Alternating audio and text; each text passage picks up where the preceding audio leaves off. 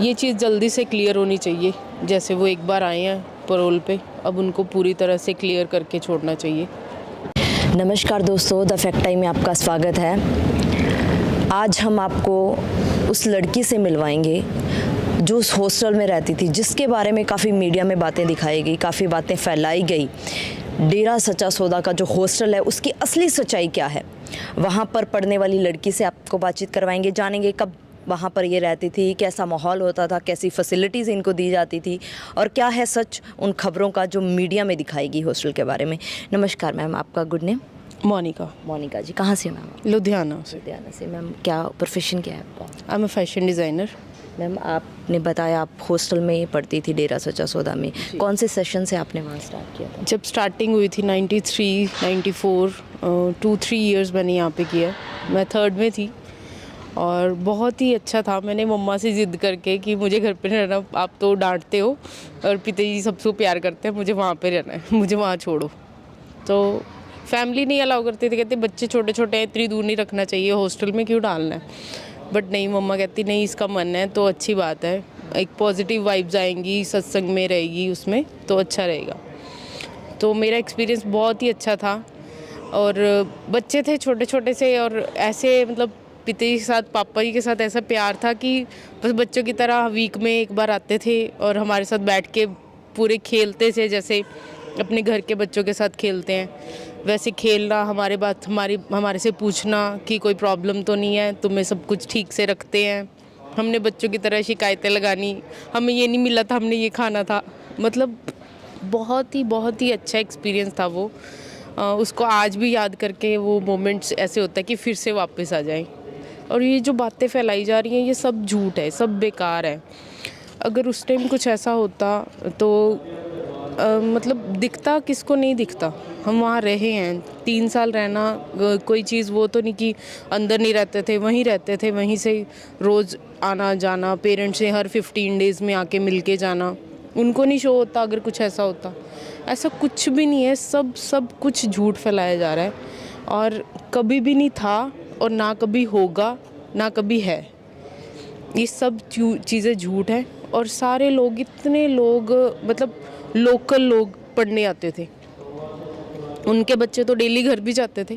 तो ऐसा कुछ होता तो कहाँ पे बातें रुकती हैं? कोई ऐसी छोटी सी बात तो नहीं होती, एक वुमेन की अपनी इज्जत की बात है। तो ये सारी चीज़ें जो भी फैलाई जा रही हैं, आई डोंट नो कि पैसों के लिए है या कोई पावर के लिए है, मुझे समझ नहीं आया कभी भी ये चीज़। क्योंकि यहाँ पे आते हैं हमारे मतलब मम्मा और 84, 83 से आ रहे हैं यहाँ पे, मेरे नानू आते थे उससे पहले से। तो मतलब ऐसा तो कभी था ही नहीं। यहाँ पे आके जो रिलैक्सेशन मिलती है, जो सुकून, जो मतलब उस टाइम का जो 2-3 साल का मेरे अंदर वो फीलिंग आई हुई है, उसके बाद मैं डिवोटी हूँ कि मुझे यही लगता है कि मैं किसी की हेल्प कर पाऊँ। कभी ये मन में ये नहीं आता कि मैं लालची हो जाऊँ या मैं सेल्फिश हो जाऊँ किसी चीज़ के लिए। हमेशा वो शुरू से वो ऐसी चीज़ें डली हैं कि दूसरों की हेल्प करने की। तो और अगर हम में इतनी ज़्यादा वो चीज़ें आई हैं और लोगों में इतने लोग आए हैं, इतने गिनीज बुक रिकॉर्ड मिले हैं, ये ऐसे बिना मतलब के नहीं मिलती ये चीज़ें। वर्ल्ड के दूसरी दुनिया से मतलब एक अमेरिका वाले लोग आके आपको गिनीज बुक रिकॉर्ड दे रहे हैं और इंडिया वाले पहचान नहीं रहे कि ये कुछ अच्छा काम करते हैं। मैम हॉस्टल के बारे में आपसे थोड़ा और जानना चाहूँगी। वहाँ पर जो स्टाफ रहता है, जो फैकल्टी रहता है, वो लेडीज़ रहती हैं या फिर जेंट्स भी अलाउड रहते हैं उसमें? जी बिल्कुल नहीं, लेडीज़ होती हैं, सारी लेडीज़ हैं। सारे ब्रह्मचारी लेडीज़ वहाँ पे, कोई भी गर्ल्स के सेक्शन में कोई जेंट्स नहीं होता, कोई उसके अंदर अलाउ नहीं है, मैन कोई नहीं आता वहाँ पे। प्रीमिसेस में कोई भी लड़का, कोई भी मतलब मैन अलाउड नहीं जी, बिल्कुल भी नहीं, कोई अलाउ नहीं है वहाँ पे। कोई लड़का नहीं, कोई मैन नहीं, कोई नहीं जाएगा वहाँ। सब लॉन्ड्री से लेके सब कुछ जो भी होना है वो सब लेडीज़ करती हैं। इलेक्ट्रिशियन, प्लम्बरिंग, ये सब काम सारे काम लेडीज़ करती हैं। जी जी जी।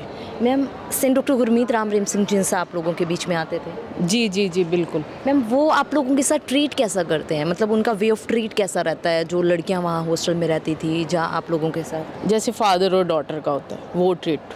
उनका करेक्टर कैसा है? करेक्टर नहीं बोल सकते, वो तो गॉड है, उनका करेक्टर नहीं हम पॉइंट आउट कर सकते।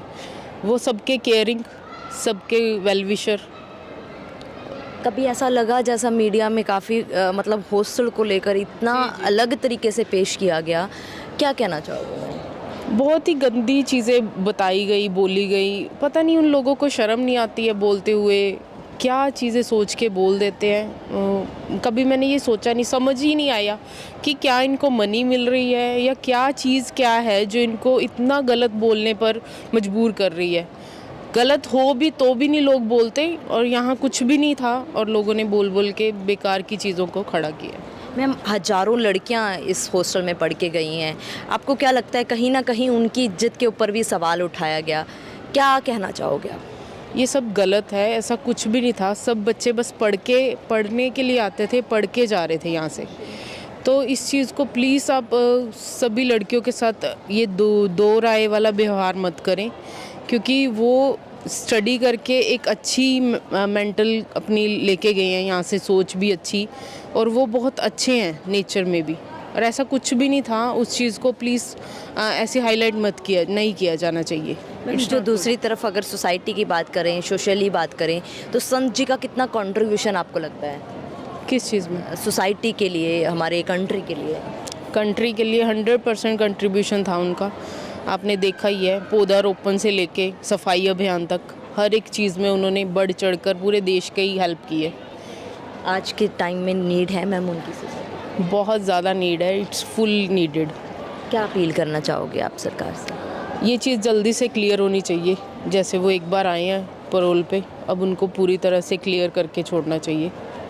जी मैम, बहुत बहुत धन्यवाद। दोस्तों, ये करारा जवाब है उन लोगों को जिन लोगों ने हजारों लड़कियों की इज्जत को सूत्रों के हवाले से खबरें दिखा दिखा कर तार तार किया था। सोचिएगा ज़रूर, हॉस्टल में रहने वाली लड़कियां सेंट डॉक्टर गुरमीत राम रहीम सिंह जिनसा को अपना पापा, अपना पिता बुलाती हैं, लेकिन वहीं दूसरी तरफ यहाँ पर पढ़ने वाली लड़कियों की इज्जत को तार तार किया गया था। आखिर क्यों? सोचिएगा ज़रूर, आखिर कौन लोग हैं जो हमारे समाज में जो बेटियां हैं उनकी इज्जत को इस तरीके से तार तार कर रहे हैं, और इनका कहना है जिस तरीके से पब्लिक सामने आकर बोल रही है कि तमाम आरोप, तमाम बातें मीडिया में दिखाई गई वो झूठी हैं। सोचिएगा ज़रूर और अपनी राय कमेंट बॉक्स में ज़रूर डालिएगा। देखते रहिए सच्ची बातें फैक्ट्स के साथ द फैक्ट टाइम में। बहुत बहुत धन्यवाद।